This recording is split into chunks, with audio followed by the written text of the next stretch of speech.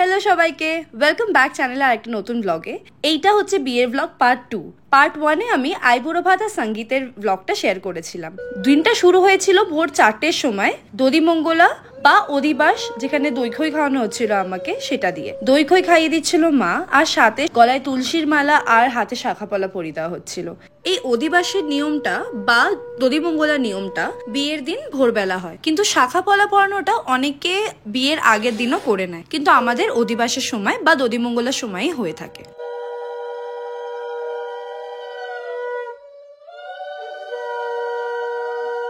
আমি বিয়ের দিন উপোসী করেছিলাম। উপোসী করার নিয়ম আসলে, কিন্তু মিষ্টি, ফল, জুস এইসব জিনিস খাওয়া যায়। মিষ্টি আমি খাই না, আর খালি পেটে ফল আর খাইনি, তাই ডাবের জল খেয়েই ছিলাম আমি পুরো দিন। এখানে শাখাপলা পরানোর সময় হাতে ঢুকছিল না বলে একটু ময়েশ্চারাইজার লাগিয়ে নিচ্ছিলাম, যাতে ইজিলি ঢুকে যায়। আর এখানে মাসি কি পরাবে, আমি তো নিজেই নিয়ে পরে নিচ্ছিলাম, কারণ আমার হাতে লাগছিল। যাই হোক, এইটা হচ্ছে দিনের শুরু। এরপরে পুরো দিনটাতে আমি চেষ্টা করব যতটা সম্ভব তোমাদেরকে দেখানোর, কিন্তু সবকিছু আর ক্যাপচার করা যায়নি। সবকিছু ক্যামেরাবন্দি করার জন্য কাউকে আমি রেডিমেড পাইনি সব সময়, তাই যতটা পেরেছি তোমাদের দেখানোর চেষ্টা করেছি। আশা করছি তোমাদের ভিডিওটা ভালো লাগবে। এই ভিডিওটা থ্রু দিয়ে আমি পুরোপুরি চেষ্টা করব যাতে তোমাদেরকে আমি সেম ফিলিংটা এক্সপিরিয়েন্স করাতে পারি যেটা বিয়ের দিন আমি করেছিলাম। হ্যালো সবাই, গুড মর্নিং। এখন অনেক ভোরবেলা, আসলে উঠেছি অনেকক্ষণ আগে, কিন্তু আর তখন ফোনটা ধরার সুযোগ পাইনি। খুব তাড়াহুড়োতে চেঞ্জ করতে হয়েছে। দই খই খাওয়ানো হয়েছে, শাখাওয়ালা পরে নিয়েছি, তো সকাল সকাল উঠতে হয়েছে, সেই কারণে আর ভিডিও করা হয়নি।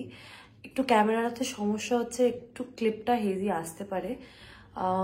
ঘুম ভালো করে হয়নি, অবশ্যই 3 ঘন্টা মতো ঘুমিয়েছি। তাই এখন ওরা জল সইতে গেছে, ওরা আসবে তখন আমি উঠবো। আমি দই খইয়ের থালা নিয়ে বসে আছি। তো এখন এই মুহূর্তে আর কিছু হবে না, একটু রেডি সেডি হওয়া শুরু করে দেবো একটু পর থেকে, কারণ আমার ক্যামেরাম্যানরা 7টায় চলে আসবে বলেছে। তো ওরা এসে ফটোটা যাতে তুলতে পারে সেজন্য তাড়াতাড়ি রেডি হয়ে নিতে হবে। তো রেডি হই, তখন তোমাদের সাথে দেখা হচ্ছে। এই মুহূর্তে আর কিছু করার নেই, তাই জন্য আর কিছু দেখানোরও নেই। সবাই আসুক, সবাই জল সইতে গেছে, যেমন কি বললাম। বাজনার আওয়াজ পাচ্ছ, ওটা আমাদেরই বাজনার আওয়াজ। তো জল হয়ে গেছে হয়তো নেওয়া, তো ওরা আসুক, তারপরে বেলায় তোমাদের সাথে কথা হচ্ছে। বৃত্তি সাজে রেডি হয়ে গেছি, এখন মৌদিদি আমাকে আলতা পরিয়ে দিচ্ছে, দেখাচ্ছি তোমাদের। একটু তাকাও মৌদিদি। এখানে মৌদি আমাকে আলতা পরিয়ে দিচ্ছিল। আলতাটা একটা ভীষণ নর্মাল জিনিস একটা বাঙালি বিয়েতে। আর আমি আমার বিয়েতে, তোমরা যদি নোটিস করে থাকো, আমি কিন্তু মেহেন্দি পরিনি। আমি আমার বিয়েতে আলতা পরবো বলেই ভেবে রেখেছিলাম।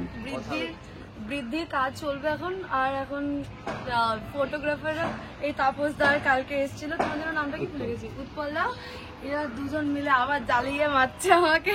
ছাদে চলে এসেছে ফটোশুট করতে। বৃদ্ধির কাজ হতে শুরু হতে এখনো দেরি আছে একটু। তো হ্যাঁ, ওইদিকে ঠাকুরমশাই বসে গোছাচ্ছে, দেখে দাও। ছাদে বৃদ্ধির প্রিপারেশন হতে হতে আমার ফটোশ্যুটটা কিন্তু ক্যামেরাম্যানরা কমপ্লিট করে নিয়েছিল। এরই মধ্যে বৃদ্ধির কাজ শুরু হয়ে গেছিল। বৃদ্ধি একটা পুজো হয় যেটা বিয়ের দিন সকালে গায়ে হলুদের আগে হয়। এটা বাবা বা যিনি সম্প্রদান করবেন মেয়েকে, তিনি করেন। এখানে সেই পুজোটাই হচ্ছিল। এটা ইউজুয়ালি সকালই হয়ে যায়, কারণ এটা বেশ লম্বা, অন্তত 1 থেকে 1.5 ঘন্টার পুজো হয়। ওইদিকে সাইডে কুকি শুয়ে আছে বাবার পাশে, কারণ কুকি বাবাকে ছাড়া থাকতেই পারে না। আর কুকি হচ্ছে আমাদের বাড়ির আরেকটা বাচ্চা। বৃদ্ধি পুজো হয়ে যাওয়ার পরে গায়ে হলুদ শুরু হওয়ার কিছু সময় বাকি ছিল, কারণ ছেলের বাড়ি থেকে গায়ে হলুদ আসতে এখনো একটু টাইম ছিল। এরই মধ্যে ভাই আমার ফোনটা নিয়ে বিয়ের ভেন্যুতে পৌঁছে গেছিল। ওখানেই কতটা কাজ হয়েছে সেটাই তোমাদের দেখাচ্ছি। দেখতেই পাচ্ছ, কাজ কিন্তু অনেকটা বাকি ছিল, আর সেদিনকেই সন্ধ্যেবেলা বিয়ে ছিল। আমি কিন্তু ভিডিওটা দেখে খুব টেনশনে পড়ে গেছিলাম যখন ভাই ফোনটা ফেরত নিয়ে এসেছিল। বাট যাই হোক, আর ভেন্যুতেই দুপুরের খাবারের জন্য প্রিপারেশন চলছে। আমাদের সাথে আর দেখা করা হয়নি, আসলে খুব ব্যস্ত ছিলাম কাজে। এরোর তার হাতে ফোন দিয়ে দিয়েছিলাম। আমি এখানে গায়ে হলুদের জন্য রেডি হয়ে গেছি। এখন ছেলের বাড়ি থেকে গায়ে হলুদ বেরিয়ে গেছে যত শুনলাম। আর হচ্ছে আমার জল সইতে গেছে বাড়ির লোকেরা, তো ওরা ফিরলেই গায়ে হলুদটা হবে। আমি চেষ্টা করছি পুরো তোমাদের যতটা সম্ভব দেখানোর, কিন্তু সবসময় কাউকে না কাউকে পাচ্ছি না ফোনটা ধরার জন্য। তো তবু আমি পুরো চেষ্টা করছি তোমাদেরকে পুরো রিচুয়ালস গুলো দেখানোর, সবকিছু দেখানোর। তো যখন গায়ে হলুদটা হবে তখন তোমাদেরকে দেখাবো। টাটা। সবাই কিন্তু খুব আনন্দের সাথে ব্যান্ড বাজা নিয়ে নাচতে নাচতে চলে গেছিল জল সইতে।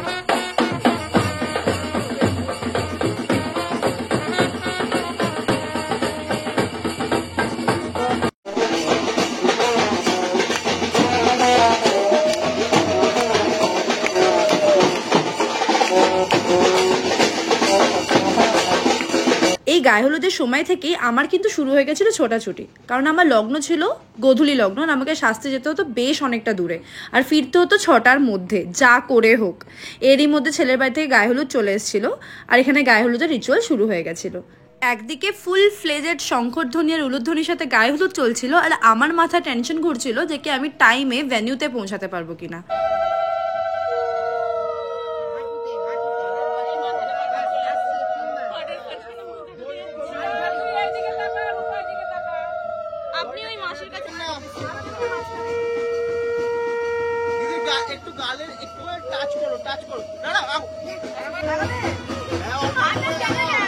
গায়ে হলুদের সময় আমার এতটাই সময় টানাটানি ছিল যে কি একটা সিঙ্গেল ফটো নেই গায়ে হলুদের সময় আমার। এটা আমি ফটো সিলেকশনের সময় নোটিস করলাম, আর এটা আমার এত বড় একটা দুঃখ তোমাদের বলে বোঝাতে পারবো না। আমি কিন্তু হলদির অনুষ্ঠানটা ভালোই এনজয় করেছি, বাট একটা সময় এতটাই ফ্রাস্ট্রেট হয়ে গেছিলাম, আমি এটাও বলে দিয়েছিলাম গায়ে হলুদ লাগাতে হবে না, আমি এমনি চলে যাবো যদি তোমরা দেরি করো। গায়ে হলুদ স্নান করে এখন বেরিয়ে পড়েছি মেকআপ করতে যাওয়ার জন্য। মেকআপ করতে যাচ্ছি দেবিকাদির কাছে, যার কাছে আমি এঙ্গেজমেন্টেও সেজেছিলাম। তো ওটা অনেকটা দূরে, দেবিকাদি আসতে পারছে না কারণ অলরেডি সেদিনকে আজকে অনেকগুলো ব্রাইডাল বুকিং ছিল, স্টুডিও বুকিং।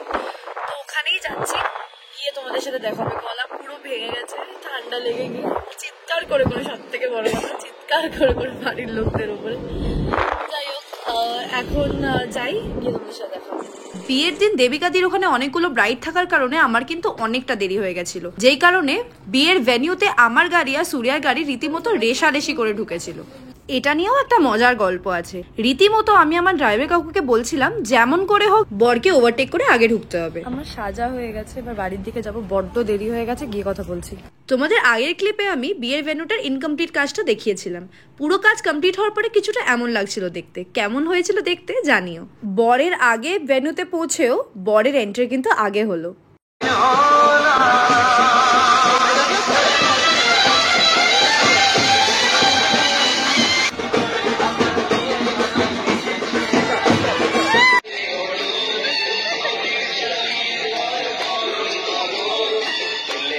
বরকে খুব আদরের সাথে ওয়েলকাম করে তার জায়গায় বসিয়ে দিয়ে আসা হলো। এবার তোমাদের বলি কেন আমি বরের আগে পৌঁছেও বরের পরে ঢুকলাম। ভেন্যুতে যেহেতু আমরা রেশারেশি করে কোনো রকমে পৌঁছে গেছিলাম, আমি আগেই স্টেজে গিয়ে উঠে পড়েছিলাম। তাই জন্যে বরের এন্ট্রি হওয়ার পরে আমাদের ইভেন্ট ম্যানেজার আমাকে আবার গেটে নিয়ে গেছিল আমার প্রপার এন্ট্রিটা করানোর জন্য। এই এন্ট্রিটা কিন্তু আমার ইভেন্ট ম্যানেজার আমার জন্য একটা সারপ্রাইজ প্ল্যান করেছিল।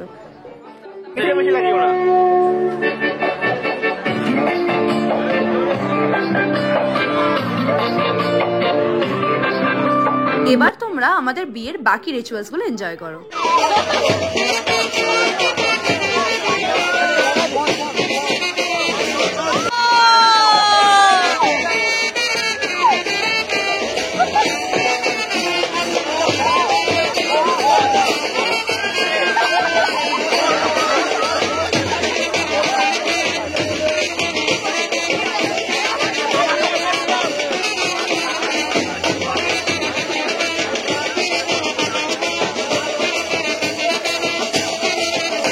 শুভদৃষ্টির পরে মালা বদলের সময় কিন্তু আমি আর সূর্যা দুজনেই খুব নেচেছিলাম। তা নাচবো না? এতদিনের ভালোবাসা যখন ফাইনালি পরিণতি পায় তখন তো আনন্দ হবেই।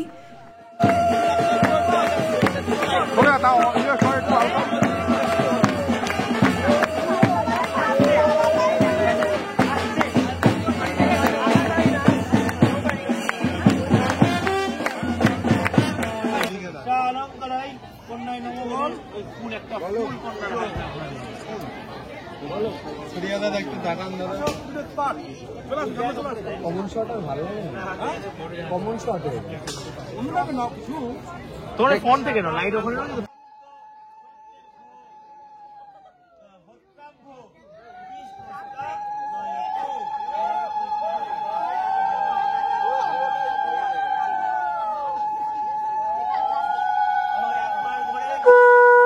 বিয়ের দিনে আমি এতটাই এক্সাইটেড ছিলাম যে তোমরা প্রত্যেকটা ক্লিপে আমার এক্সাইটমেন্টটা দেখতে পাবে। ফাইনালি সময় হয়ে গেছিল আমার বিয়ের ফেভারিট পার্ট, সিঁদুরদান। না তাকিয়ে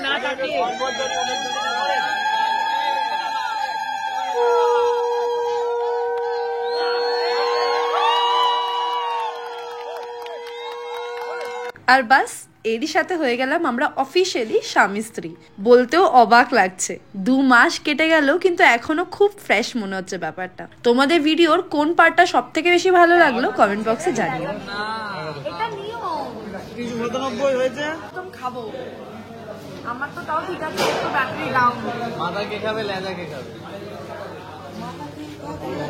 লেজা হচ্ছে এই এক্স্যাক্টলি তো বারবার বলছি। মাথা ধরে বলো। সব খাবো, খিদে পেয়েছে আমার। আমি তান্দুরি দাও। হ্যাঁ রাইস দাও। মুখে তান্দুরি উঠে দিও। তান্দুরি কি রে? খিদে পেয়েছে। দেখো দেখো দেখো সারাদিন পরে খেতে পেয়ে হামলে পরে পেট পুজো করেছিলাম আমরা দুজনে। বাসর রাতে আমরা আনন্দ উল্লাস করেছিলাম ঠিকই, সেগুলোর আর ক্লিপ দিলাম না। যাই হোক, এরপরে কিন্তু আসতে চলেছে বউ ভাতের ব্লগটা দেখার জন্য কিন্তু চ্যানেলটাকে অবশ্যই সাবস্ক্রাইব করে রাখো। দেখা হচ্ছে পরে ভিডিও, টাটা।